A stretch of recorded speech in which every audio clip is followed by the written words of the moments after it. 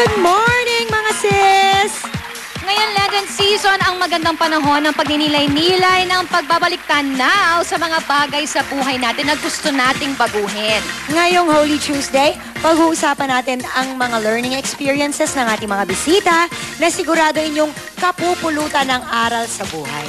Mga kwentong may kurot sa puso at pagbabagong buhay. Ayan ang laman ng isang oras nating chikahan dito sa episode na aming tatawaging Sa pangalawang pagkakataon, aayusin ko na yon. At ang mga kasama nating bisita today ay sina... Baby, you're all that I want. When you're lying here in my arms, I'm finding it hard to believe we're in heaven.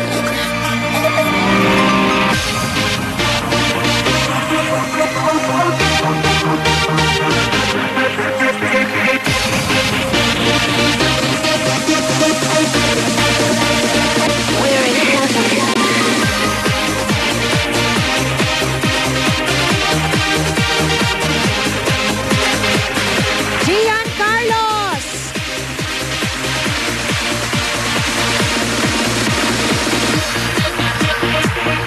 John Lapus! Oh, thinking about our younger years. There was only you. Geneva Cruz! We were young and wild and free. Now nothing can take you away from me. Angelo De Leon! That's over now. Keep me coming back for more. Mark Anthony Fernandez! When you're lying here in my arms, finding it hard to believe we're in heaven. And love is all that I need, and I found it there in your heart. It is Thank you, Abstract Dancers! Mga sis, tutukan nyo ang iba't ibang kwento ng pagbabago sa pagharap at pakikipagsapalaran sa buhay dito sa inyong favorite morning trio, ang Sis!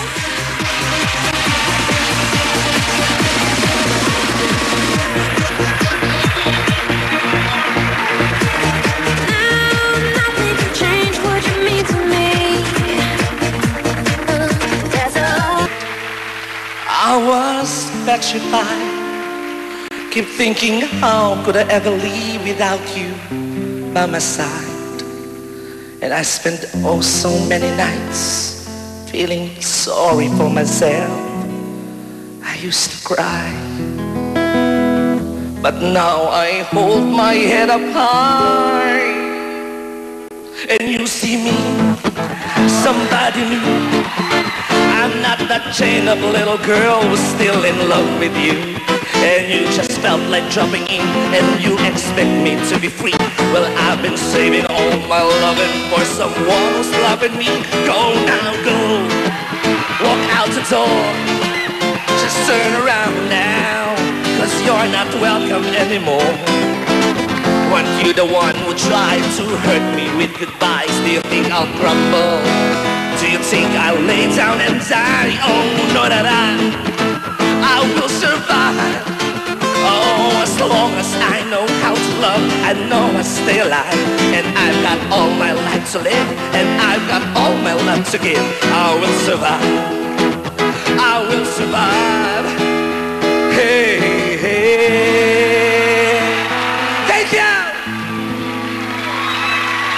Thank you, sweet! Feel mo naman?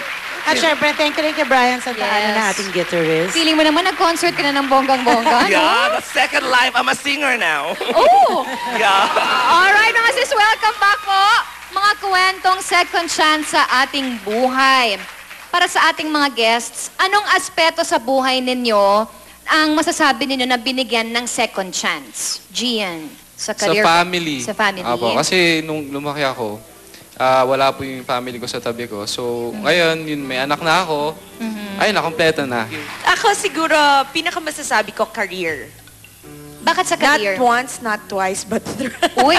No, kasi di ba I had my una, first kid. Oh, and and then then? I went back. Then my second kid. And then I'm still here. So, thank you sa mga fans and sa mga nagtitiwala pa rin, syempre. Diba? Si Mark. Ako sa GMA. Second chance ko dito sa GMA. Kasi nung una, nung first time around, medyo parang nagloloko ko lagi. Geneva. Ako, siguro yung sa love. Sa love. Yeah, kasi hindi ko akalain na nung mahiwalay ako sa ex-husband ko na meron pang magmamahal talaga sa akin. At lalong-lalo na sa anak ko. Na to the point na pinakasalan ako. Yun. Oh. In fairness. Gusto ko rin sana yung ganong sagot. Gusto mo rin ganon? Naunahan ako ni Geneva. So, iibahin mo na lang. Hindi ako career. Alam naman, aminado naman ako na bago ako naging proud kapuso, I'm a has-been. Isa po akong laos na artista na dinampot sa pansita ng GMA at tinimplang muli at pinasarap ng panibago. Sweet, totoo ba? Meron bang instance? Kasi may suicide bang involved? Ay, hindi naman. Yung nag-suicide naman ako medyo matagal-tagal na nun. Pagka-graduate ko yun ng college, tapos Oo. bigla ako nagtrabaho na ako kaagad. Parang, yun, na-stress ako.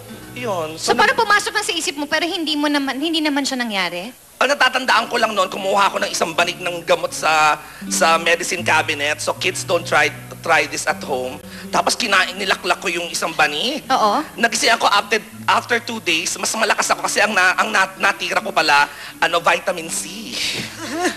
Lakas mo. Mas lalo akong lumakas. Diyos ko.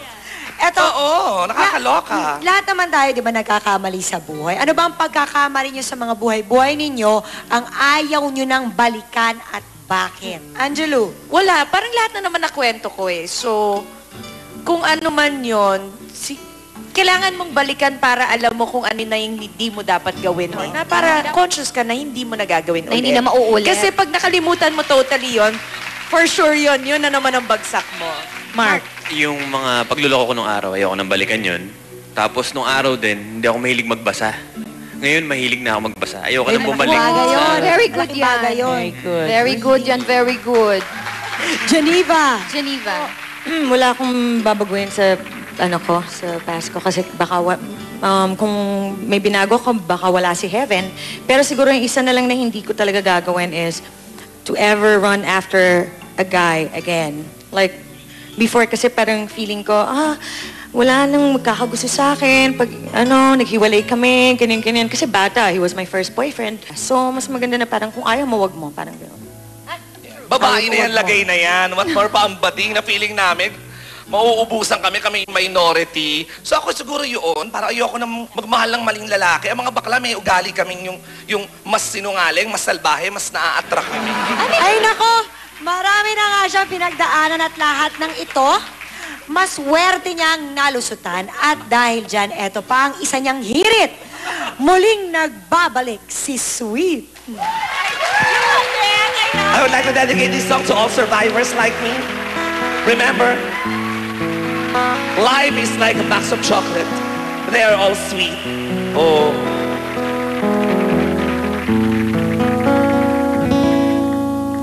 I spent half my life looking for reasons things must change,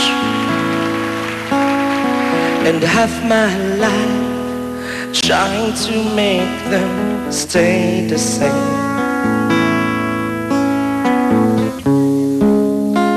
But love would fade like summer into fall.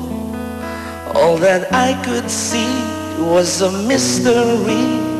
It made no sense at all. The will of the wind, you feel it and then it will pass you blowing steady.